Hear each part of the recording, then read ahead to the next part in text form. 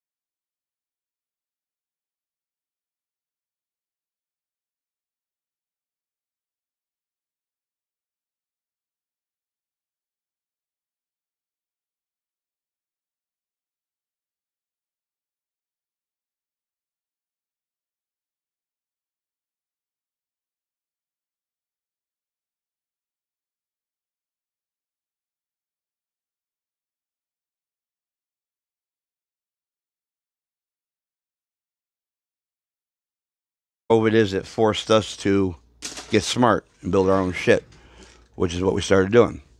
And this is our single 2879 board. Now, in this radio, this is a loafer. If you look at the data sheet on a 2879, it'll tell you that it is a 60 watt RMS transistor. It's about right. Okay. Now, when you guys go to 24, 48 volt and these stupid things, then you get what you pay for. But normal circumstances, at 12 volts, that's a 60 watt transistor. Now, in this unit, we don't want that. Okay. What we want is the theory now is, and what I'm trying to get all you guys to understand is, a driver radio does not necessarily mean automatically that it's a radio made to drive a triode or something that wants 100 watts of RMS necessarily. A driver radio can be a radio that excites a low drive amplifier radically, which is what we've developed. So now, let's get into what this bad dog will do now. I really needed to relabel this, or have him relabel this before he did these tins, but up is off, like a regular amp. Up is on, down is off for the amp. This is a standby switch. So let's take mic gain all the way down. Go to RMS scale, or RMS, in the middle, 100 watts with the prescaler. And this radio RMS. Oh, is my external one? Sideband. Oh, turn it up.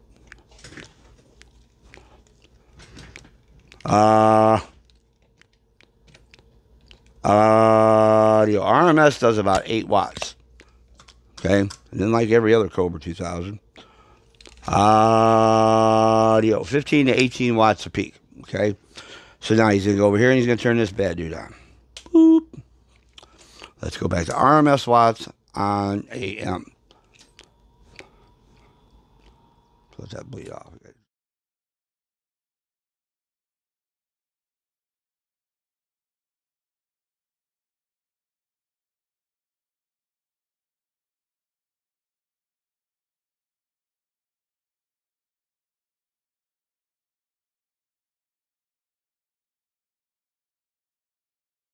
That bleed off. We got that light to shut off. There we go. RMS watts on AM. So now we're going to take the carrier down. Well, most of you guys hit your low drive amps with is what, like a 4 watt dead key. So let's go in that range. There's the 3 watt dead key. In RMS watts, this board will now swing. Audio 12 to 15. Now you say, well, okay, that's not very impressive. Okay, no, it's not. It's taking this 8 watt radio and turning it into. Now, I can get higher than that if I want to run my carrier up now. Let's play a little bit. There's 30 watts of RMS. Here's the idea, guys. We're taking this board down below its capacity for a reason. The first trick is to get this board to run below its capacity without breaking into oscillation or blowing up. Because you're literally mistuning it or jumping and jiving it to do different things. We've spent a lot of money in transistors learning how to do this trick. So now, we're going to go to peak. Now, you just saw we can get anywhere from 15 to 30 of RMS. But the important thing is, now, if he wants to drive a tetrode amp with this, or something that requires 1 to 3 watts of carrier and all the swing you can put into it, like this Dentron that we're going back through. It's 2 tetrodes, okay? And the owner has one of these with one of these. And what he does is he takes that down to his carrier as low as he wants it. He gets it no more than 20 watts of RMS on that meter, on AM up there.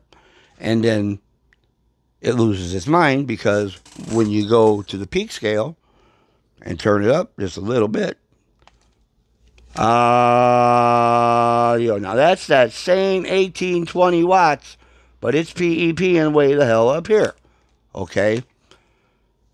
That's that same 18 watts of swing from a 2 watt carrier of RMS, which is basically the same this radio does on sideband RMS. So what we've done is we've taken our AM on this radio and brought it up to the level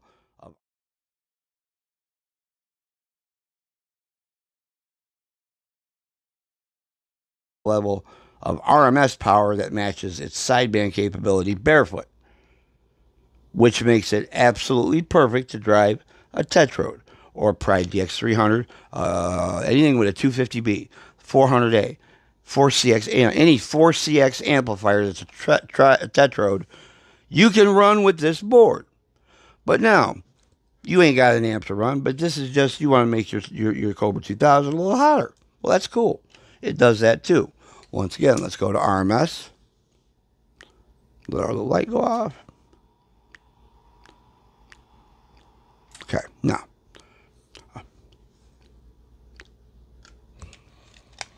If you want to see this dog just get it on, let's just give it like a 10 watt carrier. There's a nice respectable 10 watt carrier, RMS. Now, there's 25. If I want to go just a little more carrier down here, we'll just feed it a little more. There's 40 watts of RMS. So here, you can get whatever you want out of this radio. If you want to go ahead and swing, and that 40 watts RMS, now that gets ugly, watch this. I just turned the peak on, not touch nothing. That 40 still banging my 100. Let's go to the 200 watt scale. It's 150. Yep. 150 of PEP. Now, that's just for everyday driving, guys. So now, you want to hit your Pride DX300, your Mako 750 that's still original. One of my birdcage amps that are all tetrode low drive. He grabs his carrier. He brings it down to that 2 watt carrier. It keeps the RMS, your real power, in check. Now, for those of you who haven't had this speech, I'm going to give it to you now. RMS, bird watts, whatever you want to call it. When the light's off and just this slug is reading, that's gospel. Okay? That's not...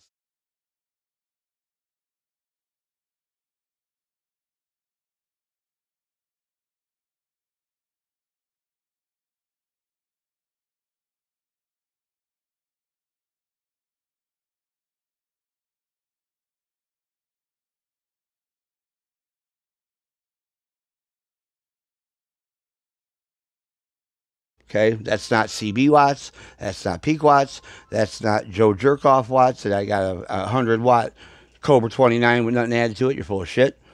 This slug does not lie. When this switch is off, all of our extra goodies are bypassed. We're reading RMS power. Straight RMS power. Now, I'm going to explain to you what happens here. We're going to take this RMS power. Okay? I'm going to go on and get my 2-watt dead key with the board on.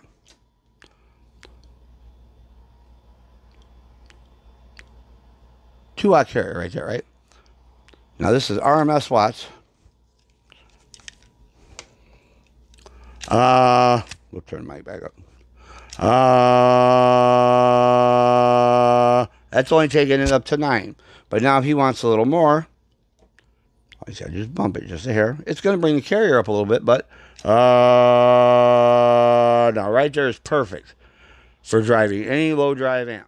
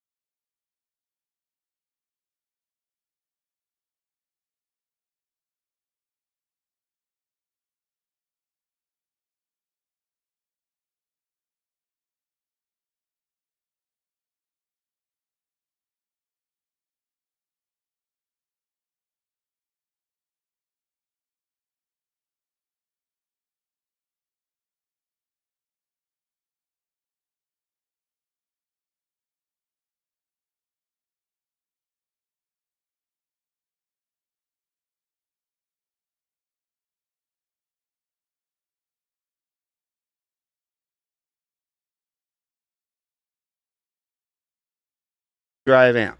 But that's the real power reading. The real power reading on any Tetrode should not go over 20 or 25. Okay? So now our power reading to go into our Tetrode is legit. Audio. That's the RMS reading. Now, that's 10, 12 watts of RMS. But now I can take that same 10, 12 watts of RMS and make it peak. Audio. Okay? Or I can make it peak harder. Audio. And now we're still on the 200-watt scale. See the point? Here's the thing. I'm still only doing the same 8 to 15 watts of real power. But we could take that peak swing, and you just saw we took it from 60 to 80 to 100 to over 100. But it's still only the same 18 watts of RMS. That's the difference between peak watts, a peak reading, because it's not peak watts, it's a peak reading. It is a unit of measurement to scale how loud is your audio at 18 watts, real power. It is not what your radio is doing in power. You guys got to learn to understand that. Okay, you guys got to learn to speak in RMS watts, or like the hillbillies call them bird watts. That's why we call our amp a bird cage. If you get a bird cage 500 and you put it on a 500-watt slug, it's going to do more than 500 watts every time. Okay, how many birds are in your cage? That's why we came up with that. So there he is. He's back. Now we added his 10-turn counter for his clarifier.